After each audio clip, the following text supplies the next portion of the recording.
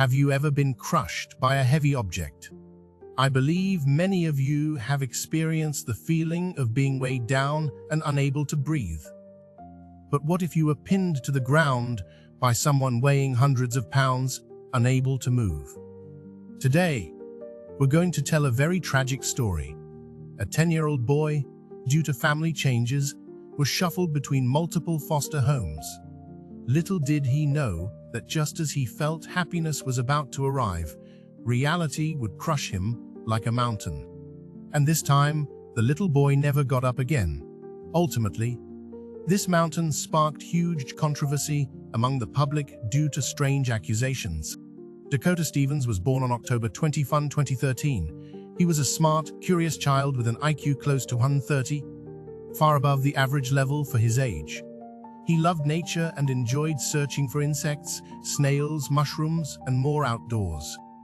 Additionally, he was very interested in mechanics and science, enjoying dismantling and assembling things, demonstrating strong hands-on skills and a spirit of exploration.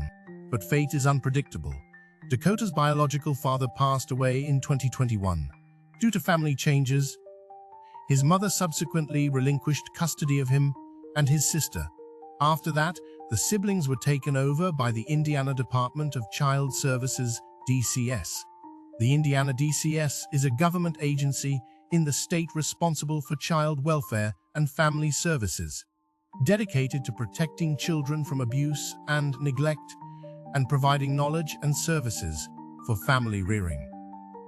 The agency also has a foster care service, which involves foster families cooperating with the agency, provided that the foster family is approved by the DCS to ensure they have sufficient qualifications to provide children with safety and care in terms of physical and emotional well-being, while also meeting the children's basic needs, including food, clothing, medical care, and education.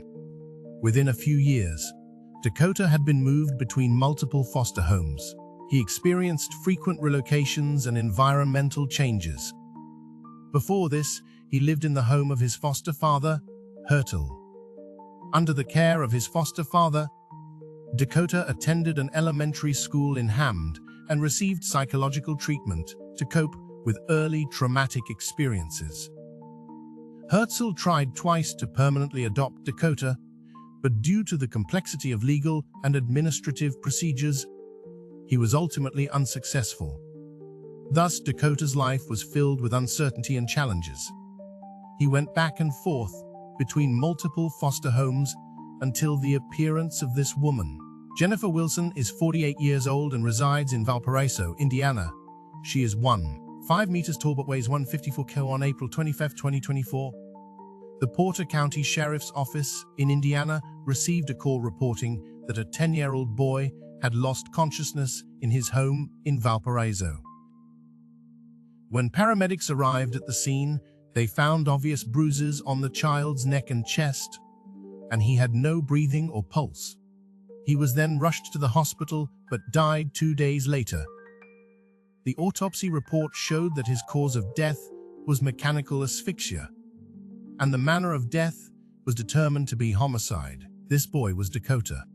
According to Wilson's confession, she pinned Dakota to the ground for misbehavior and restrained him with her body for several minutes. Police retrieved doorbell camera footage showing Wilson's body pressing on Dakota's head and neck area. The child screamed constantly in pain, but Wilson suspected he was faking his death until she noticed the child's eyelids were pale, at which point she rolled him over and began CPR. According to investigations, Dakota weighed only 41 kg, less than 1/3 of Wilson's weight. Moreover, about 30 minutes before the incident, Dakota had run to a neighbor's house seeking help, requesting the neighbor to adopt him. The neighbor stated that the child said, "They won't let me call the social worker," but the child did not show any strange symptoms at the time, so the neighbor did not take it seriously. On July 13, 2024, Wilson was arrested in Berrien County, Michigan, and extradited back to Indiana for trial. In October 2024, she pleaded guilty in court to the charge of reckless homicide. On January 17, 2025, she was sentenced to 6 years in prison, with 1 year suspended and the remaining 5 years to be served in the Indiana Department of Correction. At the sentencing hearing, Wilson expressed remorse to the judge and admitted that her actions led to Dakota's death. She stated, "I am deeply saddened and willing to take responsibility for my actions, but I can never make up for the harm caused to this family." However, Dakota's family expressed great disappointment with the court's verdict, believing that the 6-year sentence was insufficient to reflect the seriousness of the case. They expressed their dissatisfaction with the justice system outside the court. The case also sparked widespread discussion on social media and in news reports. Many members of the public expressed anger at Wilson's sentence, considering the verdict too lenient. More than 900 people even signed a petition demanding that Wilson's charges be upgraded to more serious crimes, such as manslaughter or murder. Additionally, the role of the Indiana Department of Child Services (DCS) in the case has also been questioned. The public believes that the DCS has loopholes in screening foster families and supervision, failing to promptly detect and address potential abuse. So why was Wilson sentenced to only 6 years in prison?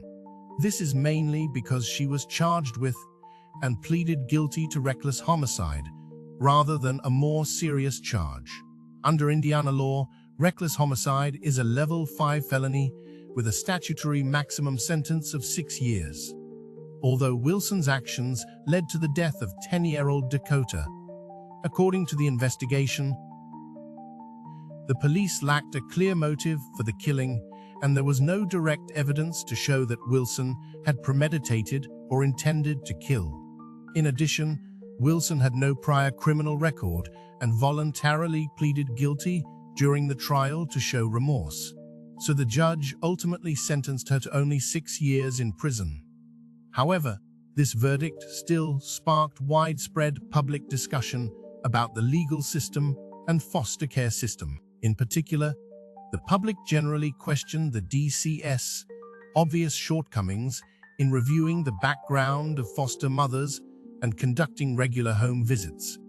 According to investigations, the basic requirements for the DCS to screen foster mothers include being at least 21 years of age, having a stable income, and not relying on public assistance, having no felony criminal record in the family, having sufficient space in the residence, with each foster child having at least a separate bedroom and 50 square feet of personal space. And foster parents must also have a valid driver's license and reliable transportation. In addition, they must pass the state-mandated foster parent pre-training and background checks. However, Indiana does not set any rigid restrictions on the physical and mental health of foster parents in its review process. After this incident, current regulations emphasize that the physical health of foster parents must meet the basic requirements for caring for children. If there are health problems, the authorities may require them to undergo additional physical examinations or psychological evaluations. On May 6, 2024, Dakota's funeral was held as scheduled. Mourners recalled his creativity and kindness. His coffin was placed under a huge inflatable shark, symbolizing his love for sharks. Wilson's foster care license was suspended after the incident and formally revoked by the DCS on June 30, 2024. Dakota's family also hopes to promote legislative reform through a law named after Dakota, not only seeking justice for him, but also striving for a safer future for other foster children. Well, that's all for this episode. What are your thoughts on Dakota's death? Feel free to leave a comment below. If you think the video is well made, don't forget to like, favorite, and share.